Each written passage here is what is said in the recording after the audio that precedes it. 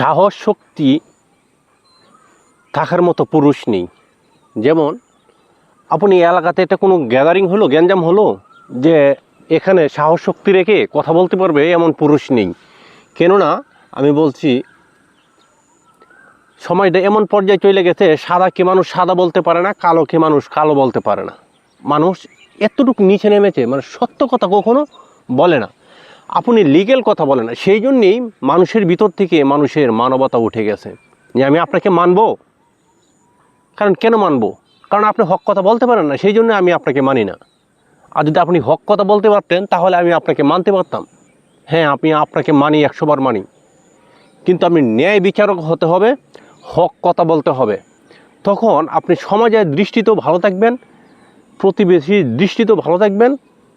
অতএব আপনি যেই কোনো এক জায়গায় গেলেন, দরবার সালিশ যেখানে যেটাই চলে না কেন, ওই জায়গায় গেলে আপনাকে মূল্যায়ন করবে। আর যদি আপনি কোনো পক্ষ সমর্থন করে কথা বলতে চান তাহলে আপনাকে মানুষ মূল্যায়ন করবে না। কেননা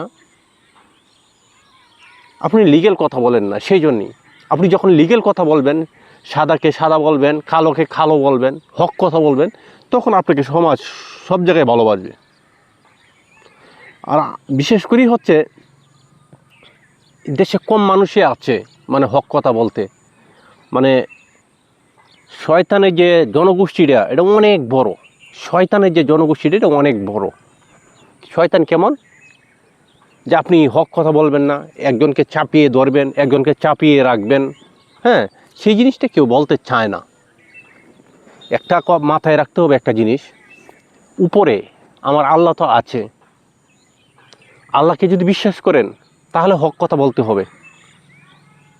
আল্লাহ রাসূল একটা কথাই বলছেন যে তুমি হক পথে চলো, হক কথা বলো, অবশ্যই তোমাকে দেওয়ার মালিক আমি। আর মানুষ কখনো মানুষের ক্ষতি করতে পারে না, সেই জিনিসটা তো আপনি জানেন যে মানুষের ক্ষতি মানুষ করতে পারে না।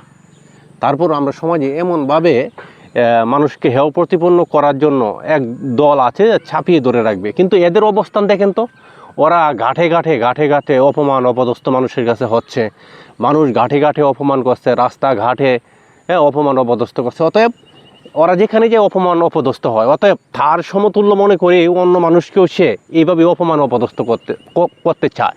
কিন্তু দেখেন, সে যখন যেমন মন মাইন্ড নিয়ে চলে, তারও কিন্তু আল্লাহ এমনভাবেই রাখে। সে মানুষকে চায় যে সবসময় হেয় প্রতিপন্ন করে কথা বলবে, তাকেও কিন্তু এইভাবেই মানুষ হেয় প্রতিপন্ন করতেছে। কিন্তু কিসের জন্য? এক আল্লাহ তো আছে, সেই আল্লাহই ব্যবস্থা করে দিচ্ছে। আপনি সবসময় মানুষের ভালো চাইবেন। যদি আপনি মানুষের ভালো চান, হ্যাঁ, আপনার ভালো আল্লাহ চাইবে।